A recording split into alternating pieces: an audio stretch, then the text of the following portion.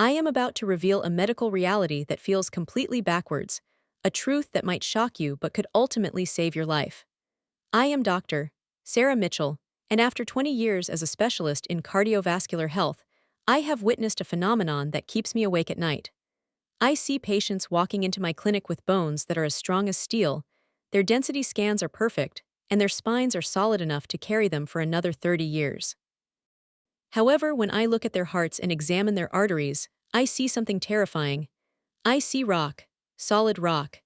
Their arteries have turned into stone pipes, calcified and hardened, leaving them vulnerable to catastrophic failure. The thing that haunts me is that these are not patients who ignored their health. These are the good patients, the ones who listened to their doctors, took their calcium supplements religiously, and swallowed their vitamin D every single morning because they were told it would protect their bones. Nobody told them that the same calcium that was building their skeleton was also building a prison inside their heart. Nobody explained that vitamin D without its necessary partners is like opening a floodgate without knowing where the water is going to go. Most doctors simply do not realize this devastating connection, but I have seen it with my own eyes, patient after patient, and I refuse to stay silent any longer. What you are about to read will explain exactly which 5 mistakes are turning your vitamin D supplements into a slow-acting poison, why this is particularly dangerous after age 60, and what you can do starting today to protect yourself. This is not fear-mongering. This is a life-saving truth that could add years to your life. Consider the case of a patient named Arthur, who was 72 years old when I first met him. He was sharp, active, and a retired professional who walked 3 miles every morning.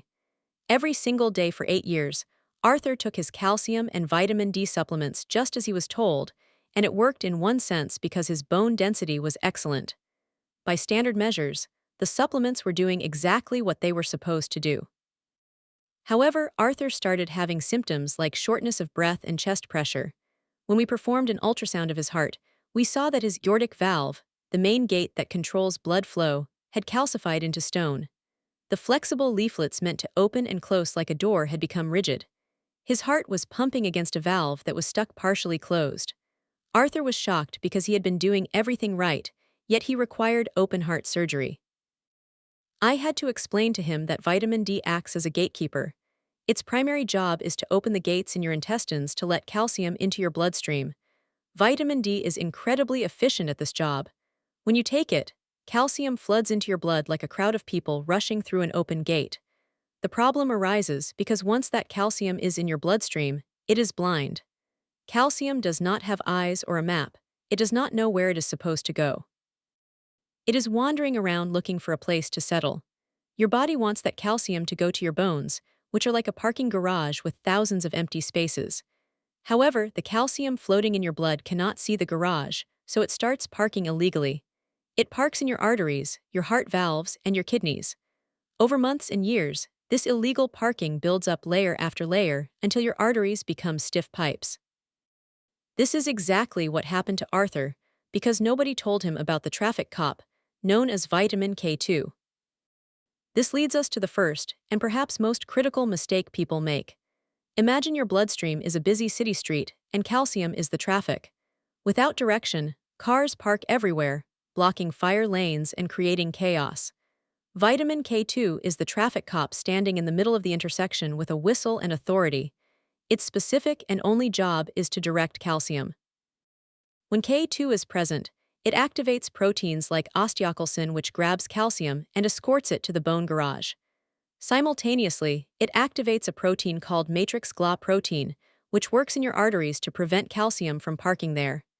It acts as a security guard saying no parking here, move along to the bones. When you are deficient in K2, these proteins remain dormant and powerless. There is nobody preventing illegal parking, and the calcium that vitamin D just ushered into your bloodstream deposits wherever it lands. This is the calcium paradox.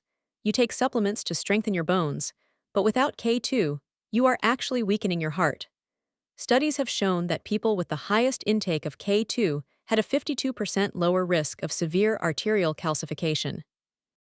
Sadly, most people over 60 are deficient in K2 because it is found in foods we rarely eat in the West, like natto, orga. N meats, or high-quality fermented foods. Taking vitamin D without K2 is like opening a floodgate without a drainage plan. You are going to flood the wrong areas. You must pair your vitamin D with K2 in the MK7 form to ensure the calcium goes where it belongs. The second mistake is equally devastating and involves a patient named Betty, a 65-year-old retired teacher. Her doctor prescribed a high dose of vitamin D to fix a deficiency, and she took it religiously. Within 2 weeks, her heart started fluttering with terrifying irregularity, and she began suffering from severe leg cramps that would wake her up screaming in the night. She thought she was allergic to vitamin D, but she was actually suffering from a magnesium deficiency that the vitamin D had exacerbated. Imagine vitamin D is a beautiful, expensive lamp you just bought. You plug it in and flip the switch, but nothing happens. The wiring is perfect, but there is no light bulb. Vitamin D is the lamp, and magnesium is the light bulb. The vitamin D you swallow is inactive, it is just raw material.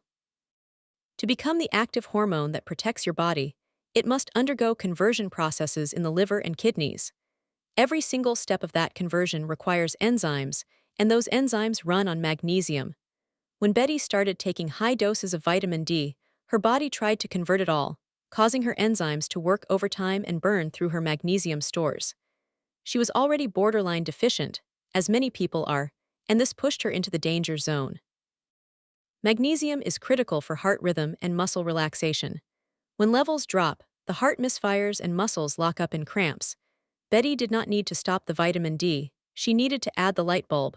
Once we started her on magnesium glycinate, her symptoms vanished in weeks. Taking vitamin D without magnesium is like trying to run a machine without fuel. You create metabolic stress and end up with symptoms that mimic heart problems. Moving on to the third mistake, we find a massive issue with the type of vitamin D being prescribed. Doctors often prescribe the wrong form. There are two main forms, vitamin D2 and vitamin D3. They sound similar, but they are not equals. If your doctor has prescribed D2, you are getting a cheap knockoff that barely works. Imagine it is pouring rain and you need a raincoat. Option 1 is a heavy-duty waterproof coat that keeps you bone dry. Option 2 is a coat made of paper. Technically it is a coat, but the moment you step into the storm, it gets soggy and falls apart. Vitamin D2 is the paper raincoat. It is a plant-derived form that your body does not process efficiently. Vitamin D3, on the other hand, is the waterproof coat. It is the form your skin makes naturally from sunlight and the form found in animal foods. Studies show D3 is 87% more effective at raising vitamin D levels than D2. So why do doctors prescribe the paper coat? Because D2 is cheaper to manufacture and often the default for insurance companies. Medical schools often teach that they are equivalent, but the biochemistry proves otherwise. I had a patient named Margaret who took prescription D2 for a year with almost no improvement in her levels. When we switched her to over-the-counter D3, her levels normalized in 3 months. Always check your bottle. If it says ergocalciferol or D2, throw it away and get cholecalciferol or D3. Do not settle for the inferior version that your body struggles to use. The fourth mistake is so simple that it is almost frustrating, yet it reduces the effectiveness of your supplement by up to 50%. It comes down to what you are drinking when you swallow your pill. Frank, a 68-year-old man, was taking his supplements every morning with black coffee and seeing no results. The problem is that vitamin D is fat-soluble. Imagine your digestive system is a water slide. Water-soluble things slide down easily and get absorbed. But fat-soluble vitamins are like oil. They do not mix with water. If you take them with black coffee or water on an empty stomach, they slide right through your digestive tract and out the other end, completely wasted. They need a raft to float across the intestinal wall. That raft is dietary fat.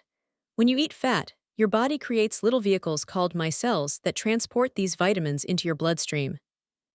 Simply taking your vitamin D with a meal that contains some fat, like eggs, yogurt, avocado, or even buttered toast, can double your absorption. Frank was essentially flushing his supplements down the toilet every morning. Once he switched to taking his pill with his breakfast eggs, his levels skyrocketed without changing the dose. Do not try to ride the water slide without the raft. Always pair your fat-soluble vitamins with food. Finally, the fifth mistake is one of the most controversial because it involves challenging outdated government recommendations regarding dosage. The recommended DAIL. Y allowance is often set at 600 to 800 international units. This number is based on old research focused solely on preventing rickets, a bone disease of extreme deficiency. It is a survival dose, not an optimal health dose. Imagine you have an empty swimming pool in your backyard, and you want to fill it. Using a teaspoon to transfer water from a bucket to the pool is technically adding water, but you will never fill the pool. Taking 600 units to fix a deficiency is like using that teaspoon. Your body uses vitamin D for your immune system, brain, heart, and muscles. If your pool is empty, meaning your blood levels are low, a teaspoon dose will barely make a splash. You need a fire hose. Modern research suggests that optimal health benefits occur at blood levels between 40 and 60 nanograms per milliliter. To get there from a deficient state usually requires 3,000 to 5,000 units daily for several months.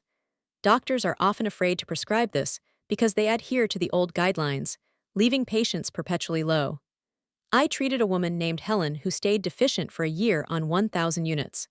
When we increased her to 5,000 units, using the fire hose approach, her levels finally reached the optimal range where real protection begins. Do not be afraid of appropriate dosing.